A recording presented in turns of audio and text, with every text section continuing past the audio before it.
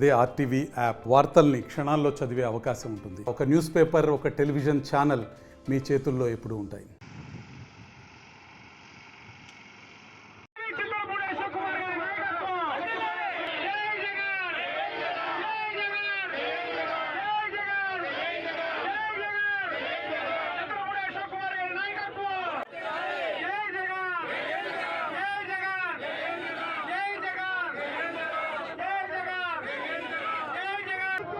నమస్కారం.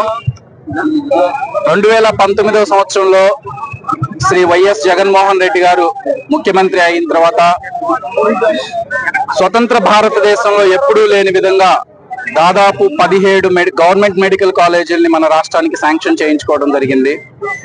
దానిలో భాగంగా 2019, 2020, 2021 మధ్య కాలంలో దాదాపు 2 సంవత్సరాల పాటు యావత్ ప్రపంచాన్నే కరోనా మహమ్మారి ఏ విధంగా అతలాకుతలం చేసిందో మీ అందరికీ తెలుసు. ఆ రోజు మిగిలి ఉన్నటువంటి 3 సంవత్సరాల్లోనే ఈ మెడికల్ కాలేజీలని ముందుకు తీసుకెళ్ళడానికి కార్యరూపణ చేశారు. దానిలో భాగంగా 5 మెడికల్ కాలేజీలు కంప్లీట్ గా ఫినిష్ చేయటము, అండర్ గ్రాడ్యుయేషన్ కోర్సులు స్టార్ట్ చేయటము జరిగింది. ఇంకొక 2 మెడికల్ కాలేజీలు దాదాపు 90 నుంచి 95% వరకు ఫినిష్ చేయటం జరిగింది. కానీ దురదృష్టవశాత్తు కూటమి ప్రభుత్వం 2024లో గద్దెనెక్కిన తర్వాత ఎక్కడ వేసిన గొంగళి అక్కడే ఉన్నట్టు ప్రతి మెడికల్ కాలేజీల్లో పనులు ఆగిపోయాయి. ఏదైతే ఇంతకు ముందు స్టార్ట్ చేసినటువంటి మెడికల్ కాలేజీల్లో అండర్ గ్రాడ్యుయేషన్ సీట్స్ వచ్చాయో అది బ్రహ్మాండంగా ప్రోగ్రెస్ అవుతూ ఈ రోజు పోస్ట్ గ్రాడ్యుయేషన్ సీట్స్ కూడా సాధించడం జరిగింది. ఎన్నో లక్షల కుటుంబాలకి డైరెక్ట్ గా, ఇండైరెక్ట్ గా చాలా ఉపయోగపడుతుంది అది. కానీ మిగతా మెడికల్ కాలేజీలని ఏవైతే గవర్నమెంట్ పరంగా రన్ చేయాల్సి ఉన్నాయో వాటన్నిటిని ప్రైవేటైజేషన్ చేయడానికి కూటమి ప్రభుత్వం పూనుకొన్నది. ఆ ప్రైవేటైజేషన్ ని వెంటనే ఆపివేయాలని శ్రీ వైఎస్ జగన్మోహన్ రెడ్డి గారి ఆదేశాల మేరకు ఆయన ఆధ్వర్యంలో రాష్ట్రంలోని ప్రతి నియోజకవర్గంలో కూడా ఈ ప్రజా ఉద్యమాన్ని, కోటి సంతకాల ప్రజా ఉద్యమాన్ని స్టార్ట్ చేయడం జరిగింది. కూటమి ప్రభుత్వంలో ఏ ఒక్క చదువుకున్న నాయకుడైనా సరే లేదా వైద్యం గురించి ఎవరు తెలిసినా గానీ వాళ్ళతో నేను డిబేట్కి రెడీగా ఉన్నానండి. ఏ విధంగా ప్రైవేటైజేషన్ హెల్ప్ చేస్తుంది అనేది వాళ్ళనే నేను క్వశ్చన్ చేస్తున్నాను. చిన్న ఎగ్జాంపుల్ చెప్తాను.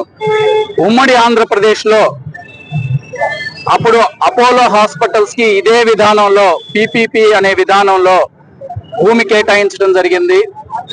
30 సంవత్సరాలు, 33 సంవత్సరాలు, 63 సంవత్సరాలు పీపీపీ విధానంలో ఇచ్చినందుకు కొంత పర్సంటేజ్ ఆఫ్ పీపుల్ కి, 20-30 ఆఫ్ పీపుల్ కి ప్రతి ఒక్కరికి కూడా ఫ్రీ హెల్త్ చెకప్స్ చేయాలని, అదేవిధంగా మెరుగైన వైద్యం ఉచితంగా అందించాలని ఆ రోజు కండిషన్ పెట్టారు. మీలో కూటమి ప్రభుత్వంలో ఒక్కళ్ళనైనా నేను ఛాలెంజ్ చేస్తున్నానండి. ఒక్కళ్ళైనా వెళ్ళి అపోలో హాస్పిటల్లో మీరు ఫ్రీగా వైద్యం చేయించుకొని బయటికి రాగలరా? పీపీపీ విధానంలో నిజంగా ప్రైవేటైజేషన్ వాళ్ళని ఉద్ధరించే ఉద్దేశం లేకపోతే ఎన్నో కోట్ల రూపాయలు పెట్టుకున్న భూమిని వాళ్ళకి ఎందుకు దారాదత్తం చేస్తున్నారు? దాంతో పాటు గవర్నమెంట్ సైడ్ నుంచే స్టాఫ్ ని రిక్రూట్ చేసి వాళ్ళ శాలరీలు కూడా మేమే పే చేస్తాము, కానీ దాని మీద వచ్చే డబ్బులు మొత్తం మీరు దండుకోండి అనే జీవో ఎందుకు పాస్ చేస్తారు? నిజంగా ప్రజలకు ఉపయోగపడుతుంది అంటే ముందుకొచ్చి ప్రజల ముందు నుంచోనే ఆ మాట చెప్పమనండి.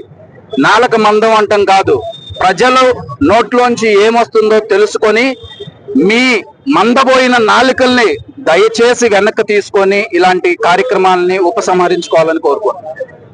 Local to global news at your finger tips. మీ చేతిలో ఒక ఆయుధం. Download R TV app.